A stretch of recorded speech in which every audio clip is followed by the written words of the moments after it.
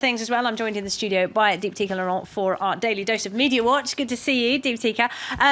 We just saw a report there, Emmanuel Macron getting another boost in the polls.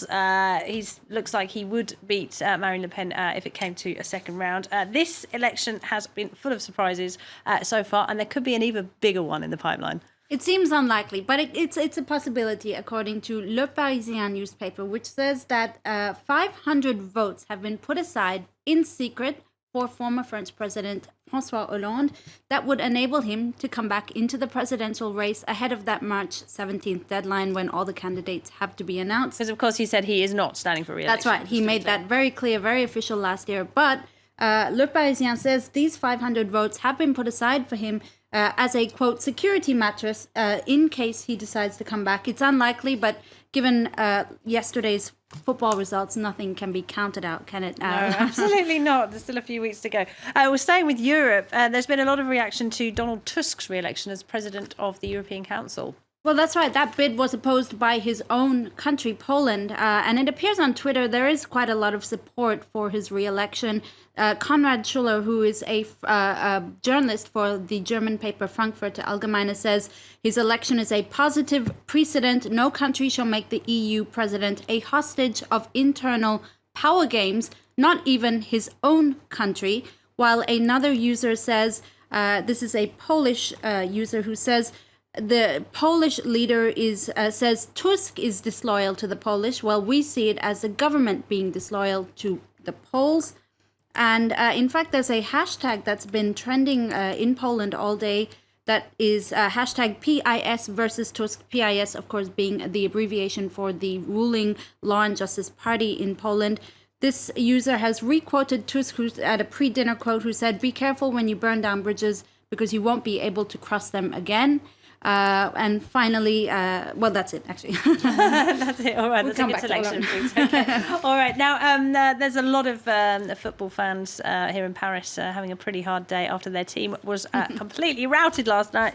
I'm talking about Paris Saint-Germain versus Barcelona, of course. That's right. An unbelievable, unpredictable 6-1 victory that's got football fans still talking about it almost 24 hours later. Just a few tweets and so forth. This one of the Barcelona team victorious, of course. This user's actually posted at the front page of a Uruguayan paper with, of course, Luis Suarez on the front, Barça Épico. And this another user has posted this, which is quite interesting because there's been a lot of reference, Laura, to the comeback club, the so-called comeback club. You know, if last year was the year of political surprises, this year is certainly shaping up to be the year of sporting upsets. Mm-hmm. You had the New England Patriots who tweeted this out to Barcelona after their win. Of course, welcome to the comeback club. The New England Patriots won the Super Bowl in February. They were down 3-28 and came back from that to win 34-28 against the Atlanta Falcons. So they're well placed to know what a comeback is. The Chicago Cubs also won their historic win in the World Series in the 7th and final match. And finally, of course, you had the Cleveland Cavaliers, who were also down last year in the NBA championships, and they became the first team to overcome a 3-1 deficit to become the season champions. Still, it's not an easy pill to swallow for PSG supporters. Let's just end on this cartoon. Is this cartoon saying, is that it? Is it finished? Is it over yet? Oh dear, you've got to feel for them, haven't you? All right, well, let's end with a bit of entertainment news. Tell us why one Hollywood actress has been compared to a seal, rather unfairly, online.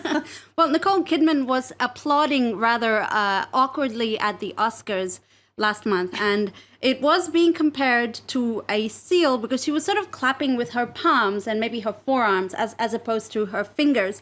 So it provoked a lot of teasing, some of it a little bit mean, but I thought manicure when I saw that. Possibly manicure, but for me, her hands look extremely large in that video. That what was striking to me, not the way she was clapping. Anyway, it provoked a lot of teasing. And she finally broke her silence on why she was clapping like that. And it turns out she has a pretty cool reason that puts all those haters to shame. She was wearing 119 carats worth of Harry Winston jewels. Wow. That's the ring you see there. That was actually preventing her from clapping what some people might say, like normal people do. I'm amazed she could even lift her hand if she was wearing that big rock. But there you go. All right, Deeptika, thank you very much indeed, Deeptika Laurent with Media Watch.